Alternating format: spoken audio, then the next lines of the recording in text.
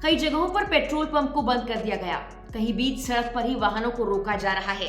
खबरें ये भी हैं कि कुछ राज्यों में लोग घंटों इंतजार करते रहे, लेकिन अपने गंतव्य तक पहुंचने के लिए उन्हें कोई वाहन मिला ही नहीं। महाराष्ट्र, बिहार, यूपी, छत्तीसगढ़ समेत तमाम राज्यों में सिर्फ ट्रक ड्राइवर्स ही नहीं, बल्कि नए हिट एंड रन कानून का टैक्सी ड्राइवर्स और बस ड्राइवर्स भी विरोध कर रहे हैं। इस बीच ये कहा जा रहा है कि अगर हालात ऐसे ही रहे तो आने वाले दिनों में दूध, फल, सब्जियों के दाम भी बढ़ जाएंगे।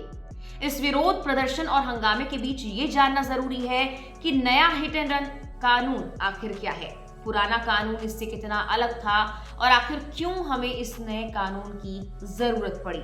नमस्कार, मेरा नाम है मेघना सचदेवा, आप मुझे देख रहे हैं लोकमत हिंदी पर। भारतीय न्याय संहिता 2023 अब कानून बन चुका है।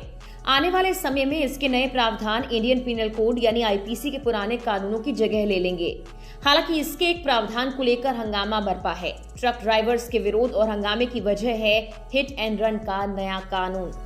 नया कानून कहता है कि अगर रोड एक्सीडेंट में किसी की मौत हो जाती है और गाड़ी चालक मौके से फरार हो जाता है तो उसे 10 साल की सजा हो सकती है, साथ ही जुर्माना भी भरना पड़ेगा।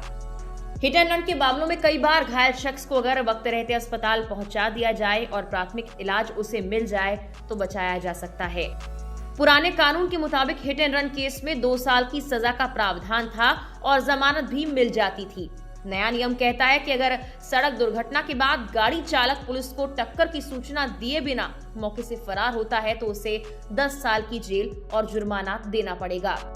नए कानून के तहत अगर गाड़ी से टकराने वाला शख्स गलत तरीके से सड़क को पार करता है या गाड़ी के सामने आ जाता है तो ड्राइवर को अधिकतम 5 साल की सजा और जुर्माना भरना होगा। लेकिन अगर टक्कर गलत ढंग से गाड़ी चलाने वाले की वजह से हुई है तो ड्राइवर को 10 साल की जेल काटनी होगी। हालांकि नए नियमों को क्यों अमल में लाया जाना जरूरी है, उसके पीछे के कारणों को समझने के लिए आंकड़ों पर नजर डालें तो नए सरकारी आंकड़े बताते हैं कि हिट एंड रन मामलों में हर साल 50,000 लोग जान गंवाते हैं। विरोध करने वाले ड्राइवर्स का तर्क ये है कि टक्कर के बाद अगर वो भागते हैं तो उन्हें नए कानून के तहत सख्त सजा मिलेगी और अगर वो रुकते हैं तो मौके पर मौजूद भीड़ उन पर हमला कर सकती है।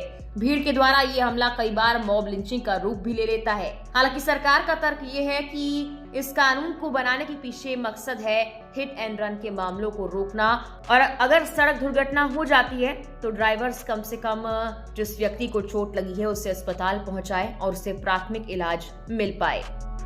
फिलहाल के लिए इस वीडियो में इतना ही।